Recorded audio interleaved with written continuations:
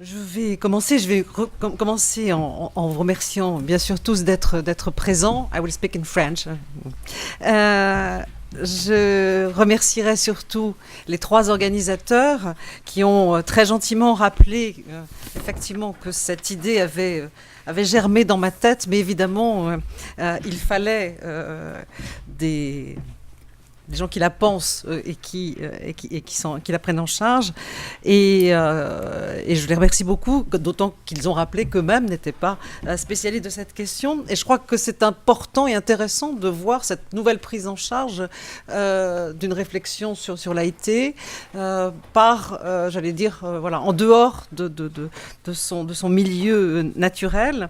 Et que notre colloque, qui est un petit peu je dirais quand même est un défi parce qu'effectivement, c'est pas un colloque bilan, c'est un colloque d'ouverture, c'est un colloque chantier, j'allais dire, et j'espère qu'il va nourrir de nombreux travaux. Je vais être très très rapide. Mon rôle va ensuite se borner à cadrer les intervenants et leur demander donc de respecter les temps de 20 minutes prévus.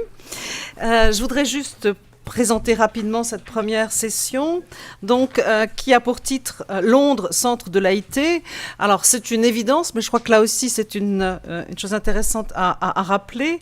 Entrer dans l'international par les lieux, hein, c'est peut-être aussi donc une entrée peut-être nouvelle aussi de voir cet environnement, j'allais dire presque concret, hein, de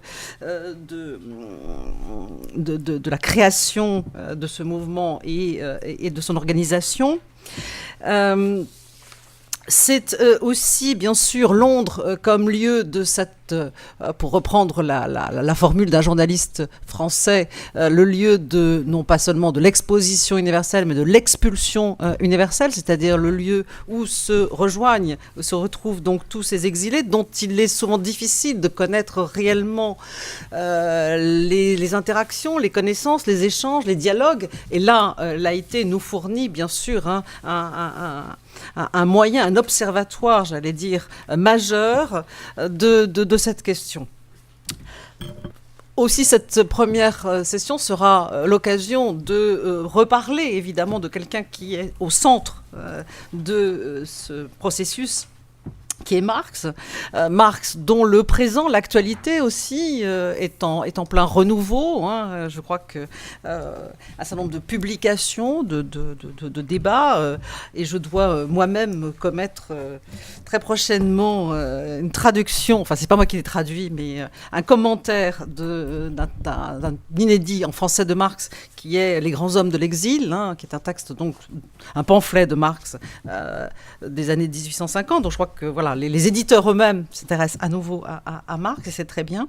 Et puis surtout, bien sûr, donc un moyen d'entrer dans cette approche, hein, qui a déjà été soulignée, c'est-à-dire ce lien entre l'international et le national, qui sera analysé aussi pendant cette première session à travers la branche britannique, l'existence de cette branche britannique qui est effectivement à la croisée de toutes ces histoires qui, bien sûr, nous permettent de décloisonner aussi à l'amont, à l'aval, ces mouvements politiques, hein, qui souvent ont été étudiés de façon très très séparée, hein, je pense au chartisme, essayer de voir un petit peu comment on peut recontextualiser aussi cette question. Je m'arrête là, je vais passer tout de suite la parole donc à Jürgen Schmidt de... Jürgen Eras, excuse-moi.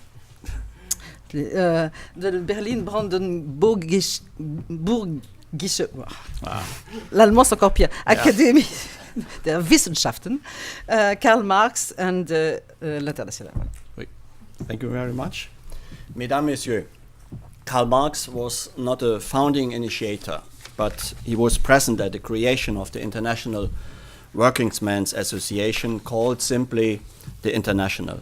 He authored its programmatic documents and drafted most of its statements, appeals, and reports. 8 years, from 1864 to 1872, Marx participated almost every Tuesday evening in the consultations of the General Council, which coordinated the international network of workers from London. Speaker, also, es ist Do you understand it? Is it loud enough? And okay, yes. Good. Thank you very much. Before elaborating on this, I ask you to follow me to London in May 1870, in a back room in Holborn. A meeting of the General Council of the International took place under dramatic circumstances. English union leaders and European immigrants were present.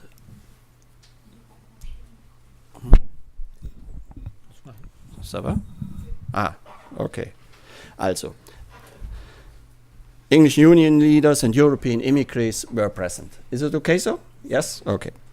A number of press reporters, greedy for news, were present as well, as Marx told Frederick Engels, since rumors had been spread in London that the members of the General Council were to be arrested in the meeting room. Immediately before, leading members of the International had been arrested in Paris and other French cities.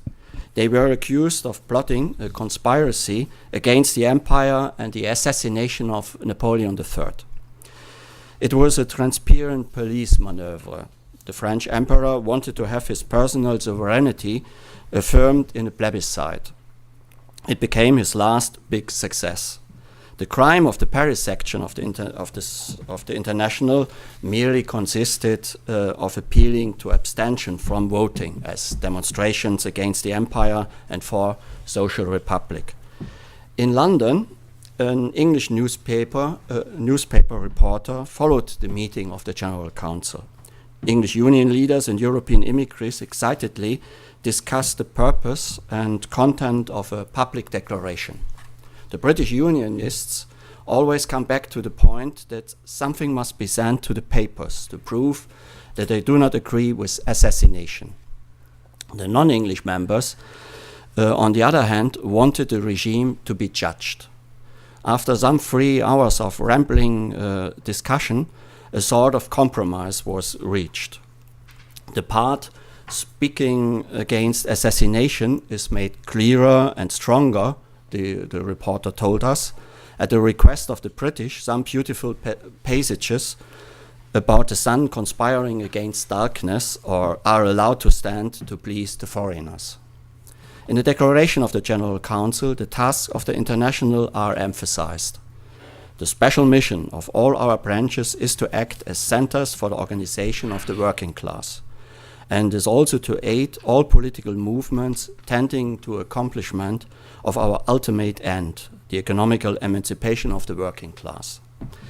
All of this happens in open daylight. We reject every form of secret society. The workers will conspire publicly, as the sun conspires against darkness. The declaration concludes with the noisy and violent measures against our French sections are exclusively intending the manipulation of the plebiscite. The declaration was written by Marx. Here you see the text handwritten by Marx, which was glued in the minute book. Almost every meeting of the General Council was recorded in such a minute. 4 handwritten minute books survived. The journalist also left us with a remarkable description of Marx.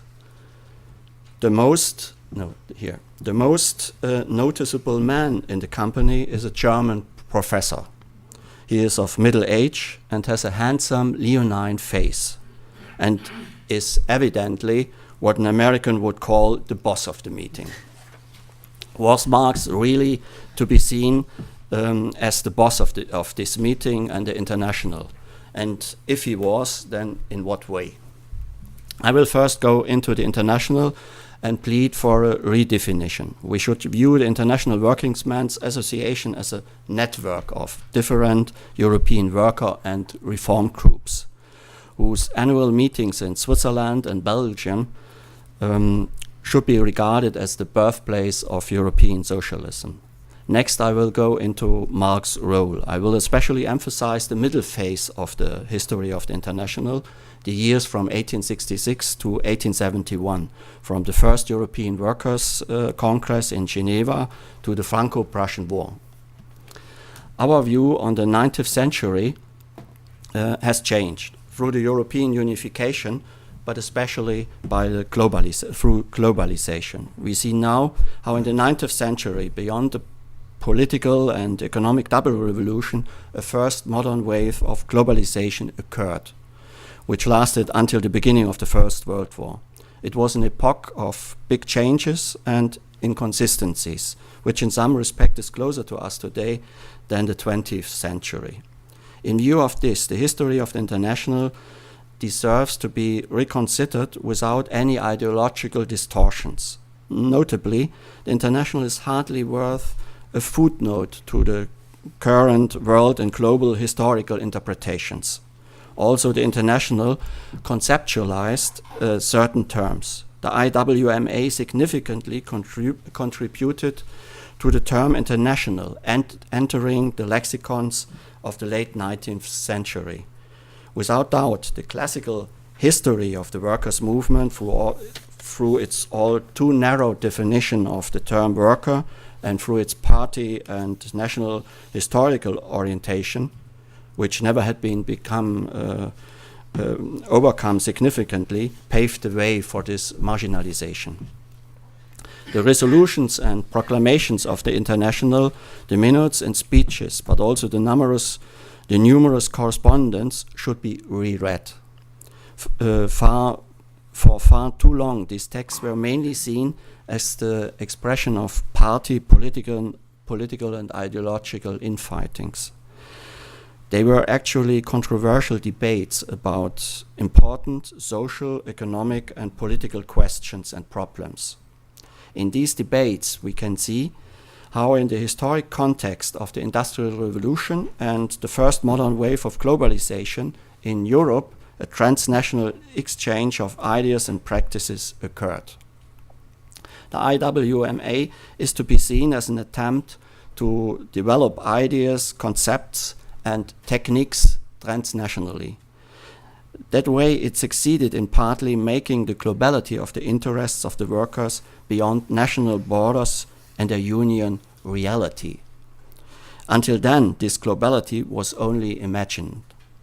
The international caused an exchange of information about political and social questions and forms of organization.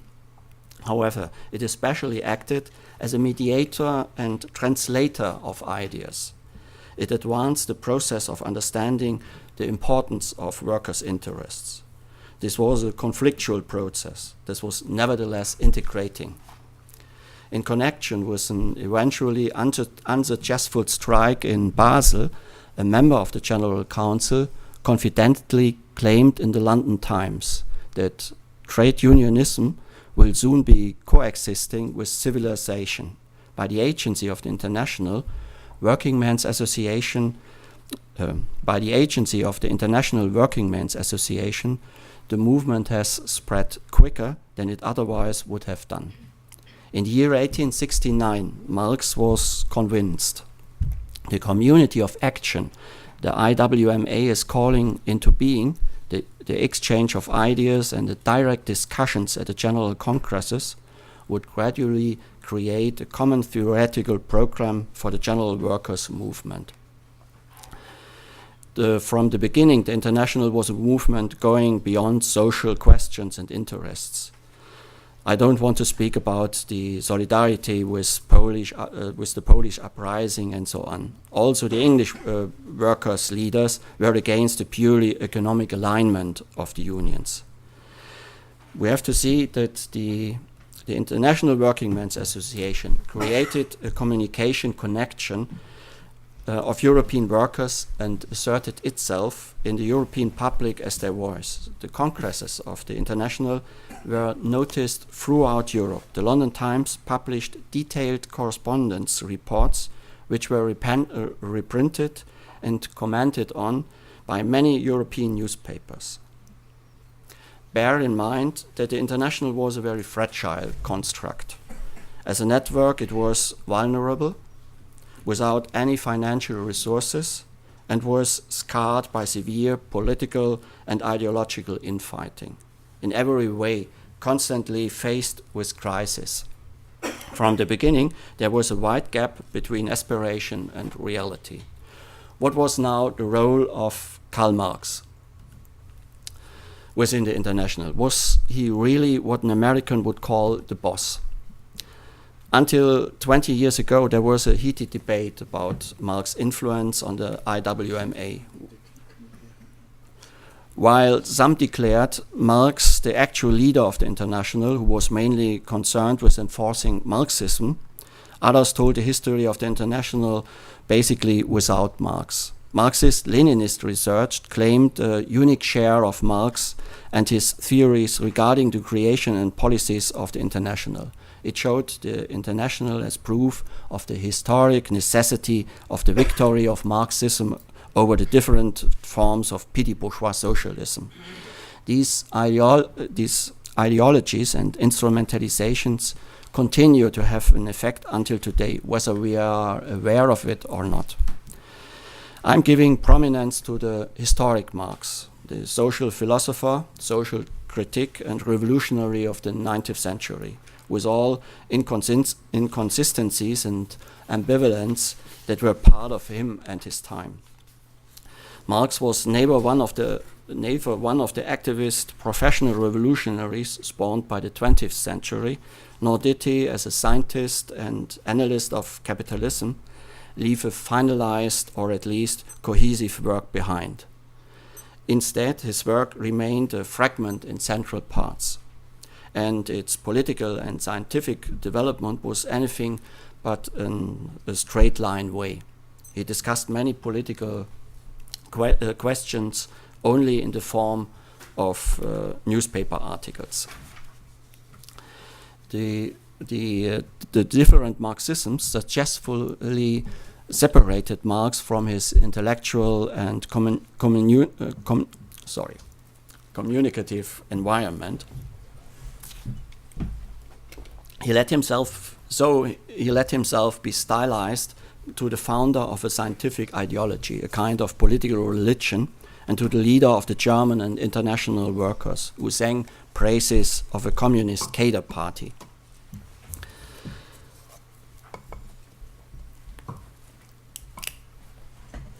Because of this, it is consequential to put Marx back into his historic requirements and connections. It may sound paradoxical, but only this historization enables a discussion about potential, which make him and his time modern for us today. Marx never held a prominent position within the International. In 1866, he declined to offer to become president, but he significantly contributed to the International not just remaining a possibility, like many previous initiatives, but becoming political reality and becoming politically active for almost a decade. Marx's position was first and foremost an intellectually dominant one. He played a critical role in molding the identity of the International. He played an important role in conceptualizing workers' emancipation as a global project and articulating a transnational community of workers' interests. We have to read his writings and speeches as critical responses to European discussions. On the one hand, we can hear the echo of contemporary discourse and debates in Marx's texts and speeches. On the other hand, he creatively and inspirationally influenced these debates. Looking at the minutes of the General Council, we get to know a Marx who intensively dealt with European social and economic workers' questions, week after week. A Marx who determined the main topics, recited analysis, and could give meaning to events, but also a Marx who was involved in the political networks and relationships and communication. The appeals and declaration written by Marx were proof and products of exchange, not party statements he could autocratically announce. They are, like the publication's public declaration of May 1870, to be seen in the context of the discussions of the General Council and in the European trade unions and workers' movements. I would like to look at two topics and more details. Firstly, Marx's plea for a transnational solidarity of workers, and secondly, his plea for a European perspective. How many time? 5 minutes. 5 minutes only. Oh, then we have to shorten more than I wanted it. Because you have to see these 2 points, and I can, and we have to see it in the historical context, and that is a little bit strange and a little bit difficult. In 1864, Marx wrote the founding program of the International, the inaugural address. It is a document comparable to the Communist Manifesto. In it, he explains the necessity of a transnational solidarity of workers. With this, Marx put the basic conviction of the worker activists into words. This can be seen in interviews that leading British members of the International gave the New York newspaper The World in May 1870. For Marx, unions were the idle class organizations of the workers, politicized unions who fought social battles with political intentions. This was behind the provisional rules, which were also written by Marx, which were accepted by the first European Workers' Congress in Geneva in 1866. They state that the economical emancipation of the working classes was the big goal. For Marx, parties were midwives for unions at best. That is why in 1869, in Hanover, Marx told German metal unionists who were followers of Ferdinand Lassalle, all political parties, whatever they may be, without exception, inspire the masses of the workers only temporarily. The unions, however, mesmerize the masses of the workers for good. Only they are capable of truly representing a workers' party and being a bastion against the power of the capital. Marx thought of political workers' parties as some kind of fad. The text of this talk has never been printed in a Marx-Engels edition. It has only now been documented in the Marx-Engels Gesamtausgabe, that is the publication of the complete writing of Marx and Engels. I worked for this edition in Berlin. In 1866, Marx wrote a reserved catalogue. Okay, that's to the first point I wanted to highlight, and the second is we have to see this for Marx, Europe was an area of reference, as well an area of action, but also an area of the future. His horizon was beyond national and ethnic borders, but throughout his life, the nation-state remained the central principle of order for him. And Marx fought for Europe of medium states, which power bases and interests restricted to Europe. Marx and Engels saw in the alliance of the 3 big Western nations, France, England, and Germany, the most important international condition for the political and social liberation for all Europe. The cooperation of these 3 nations has to be the core of the European association that would permanently put an end to cabinet and race wars. For smaller nations, Marx and Engels accepted only a cultural right to self-determination, with the exception of the 2 Catholic victim nations of the 19th century. Throughout his life, Marx fought for Poland and Ireland out of conviction, but especially for political reasons. His strategic conception was the repression and containment of the interests of great powers, especially Russia. And he expected the independence of Ireland to cause a revolutionary movement in Britain. I have the following concluding remarks. In 1837-38 in the Communist Manifesto, and in 1864 in the inaugural address of the IWMA, Marx called upon the workers of the world to unite.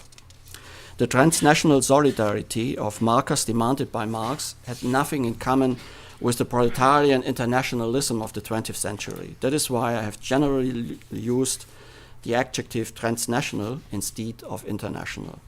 And that is why I've emphasized the middle phase of the history of IWMA. All too often, this history of the International has been told from its admittedly dramatic end, but it is a distorted perspective. In 1871, after the suppression of the uprising of the Paris Commune in the French capital, which was besieged by German troops, the French workers' movement remained inactive for many years, and with it, the French-British cooperation ended as well. On this cooperation, the International fundamentally had rested. The international network was not up to the police persecutions of the continental European governments. Furthermore, there were structural changes. Globalization, which rapidly accelerated after 1870, provoked strong national defense reactions, protectionism, and the radicalization of nationalism. Without overvaluing the observation of the British journalist mentioned at the beginning, Marx was not the boss of the International. At no point has the General Council been a central committee of underlings. The International opens our view to the debates of the European workers and opposition movements about important questions of foreign, constitutional union and social policy in the age of the first modern wave of globalization. Thank you for your attention.